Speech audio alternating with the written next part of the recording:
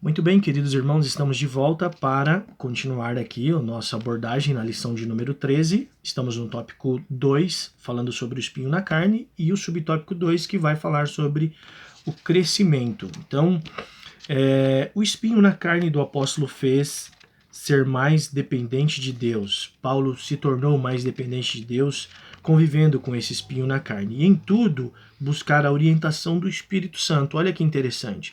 Dependente de Deus e submetido à orientação do Espírito Santo. Que grande exemplo. Sempre que os desafios se apresentavam, ele saía mais fortalecido. Olha só, possamos ter isso como exemplo de vida, nos fortalecermos sempre que os desafios nos afligir e nos assolar também. Chegou ao ponto de, com serenidade, afirmar e sentir prazer em suas fraquezas, suas dificuldades e suas perseguições, tudo por amor a Cristo. Então, em 2 Coríntios, lá no capítulo 12, no versículo 10, nós vemos Paulo expressando isso. Vejamos aqui o versículo 10. Pelo que sinto prazer nas fraquezas, nas injúrias, nas necessidades, nas perseguições, nas angústias por amor de Cristo, porque quando estou fraco, então sou forte. Veja que ele dá a razão da sua satisfação, por amor. Então, quando nós amamos a Cristo, tudo que está ligado, tudo que é permissão dele nas nossas vidas, nós aceitamos com prazer. Paulo sentiu prazer porque entendeu que era o propósito de Deus manter aquele espinho na carne em sua vida. Que tenhamos esse entendimento quando sofremos, quando passamos por inúmeras dificuldades, que possamos ter essa sensibilidade. Esse prazer era fruto da certeza de que tudo contribuiria para o bem, conforme Romanos 8, 28. Todas as coisas cooperam para o bem daqueles que amam a Deus e são chamados segundo o seu propósito. Quando a fraqueza assolava o seu corpo, sentia-se forte em Deus e triunfante cumpria a sua missão.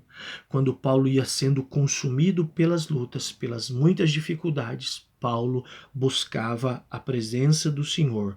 Quando a fraqueza assolava o seu corpo, sentia-se forte. Por quê? Era Deus que ia fortalecendo o apóstolo Paulo.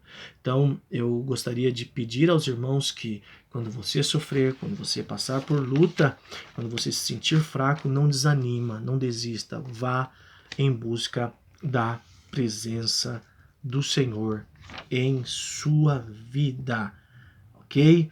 E aí, certamente você vai triunfar no cumprimento da sua missão. Então, e como que a gente consegue isso? O Espírito Santo de Deus, a presença do Espírito Santo. Nós somos morada do Espírito Santo. E quando o Espírito Santo de Deus habita nas nossas vidas, é Ele que se responsabiliza de nos renovar e nos fortalecer diante dos nossos sofrimentos e das nossas lutas e dos nossos dissabores. Então veja só, a terceira parte fala sobre a correção. O terceiro subtópico do tópico 2 fala sobre as correções. Uma das formas de Deus nos aperfeiçoar é trabalhando as nossas falhas, em nossas limitações. O Espírito vai nos formando e criando novas maneiras de percebermos e lidarmos com os desafios diários. Então veja que é um ensino, é um ensinamento, é um aprendizado. Então veja que essa forma na qual Deus trabalha, permitindo lutas, dificuldades em nossas vidas, é a pedagogia de Deus. Isso aqui é o método de ensino de Deus. Deus nos ensina assim. Pois aquele que não passa por sofrimento, aquele que não passa por luta, aquele que não passa por dificuldade, não aprende. Não aprende. Então, os nossos desafios diários exigem esse aprendizado.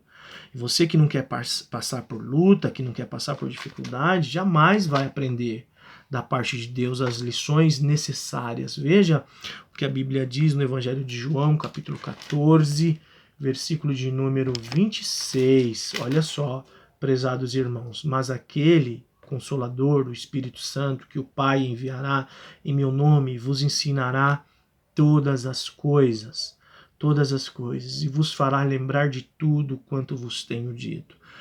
e vai fazer você lembrar de tudo, principalmente no momento difícil. Eu não sei o que você está passando agora, eu não sei qual é a sua luta, eu não sei qual é a sua dificuldade, mas eu tenho certeza que se você não desistir da presença de Deus em sua vida, Deus vai fazer você passar essa fase difícil com experiências novas, com ensinamentos novos e podendo aí testemunhar e compartilhar com outras pessoas acerca de tudo que você aprendeu da parte de Deus, com a presença e a orientação do Espírito Santo em sua vida, prezado jovem.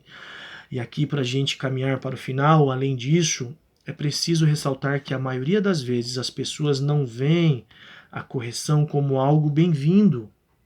Paulo foi corrigido. A princípio ele foi impactado, porque Deus negou em fazer a sua vontade, mas quando ele percebeu, ele recebeu com prazer o ensinamento da parte de Deus. Quando alguém nos corrige, a natureza humana nos impede a recusarmos tal lição. Nos impele, melhor dizendo, a natureza humana nos impele a rejeitar, a recusar a lição. Todavia, será que isso é prudente? Não é prudente. Com certeza não. Devemos pedir ao Senhor que nos ensine a valorizar a correção feita com a intenção de nos ajudar. Isso é humildade. Então é importante entendermos isso. Quem corrige com amor ajuda a melhorar-nos e aperfeiçoar-nos diante dos desafios da vida. Devemos nos permitir sermos corrigidos sempre que necessário.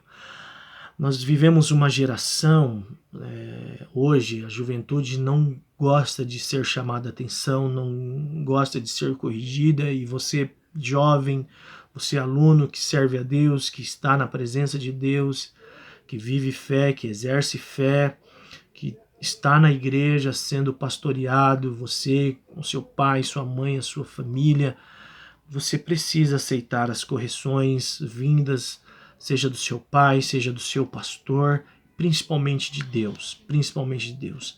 Muitas vezes a correção tem uma aparência um pouco indesejada, mas é uma bênção ao sábio, conforme Provérbios 12:1. Para a gente finalizar, irmãos, a minha participação, na qual eu me sinto honrado, eu concluo dizendo: na vida de Paulo temos grandes lições a serem aprendidas e exemplos a serem seguidos. Uma vida de oração, o comprometimento com a sua fé, a busca de experiências reais com o Senhor, o amor incondicional pela igreja, a convicção acerca da sua chamada e a plena disposição em se deixar gastar pelas mais nobres das causas, anunciar Deus e o seu reino a todas as pessoas. Por isso foi necessário que Paulo passasse por tudo isso, e Deus não atendeu o seu pedido, porque o seu pedido em tirar aquele problema foi contrário ao propósito de Deus. Então veja, Deus tem um propósito, e as experiências que você vai adquirir com as suas lutas, com essas experiências difíceis e terríveis, vai servir para você transmitir o poder de Deus. E passe por isso, saiba disso, entendendo que a graça de Deus é dela em que você depende. Nós dependemos da graça de Deus. Paulo entendeu isso. Paulo tornou-se dependente da graça de Deus. Ela é suficiente, ela é necessária. Devemos nos deixar contagiar por tal exemplo e nos dispormos a conduzirmos a sermos conduzidos pelo poderoso Deus, viver os propósitos divinos para com a nossa vida. Nessa trajetória jamais estaremos sozinhos. Onde formos, o Espírito nos acompanhará, inspirando, ajudando, consolando e guiando a cada um de nós em cada passo. Estejamos certos disso, estejamos conscientes disso e que possamos viver as duras provas que Deus nos permite passar, para que possamos crescer, entendendo que a graça de Deus é suficiente nas nossas vidas, com a presença do Espírito Santo e que em tudo o Senhor seja glorificado. Meus irmãos, jovens aí da Igreja Alto do Paulista, que Deus abençoe pelo esforço em finalizar esse trimestre, que possamos avançar para o segundo. Grande abraço ao pastor Fábio, a missionária Rosana, e você, irmão William, que Deus te abençoe, meu prezado irmão, que Deus continue lhe capacitando para que o irmão continue aí trabalhando com a EBD, com a Escola Bíblica, em nome do Senhor Jesus. Até uma próxima oportunidade, que Deus livre, que Deus guarde todos vocês, toda a família dos meus irmãos aí nessa querida e amada igreja. Até uma próxima oportunidade, se Deus assim nos permitir.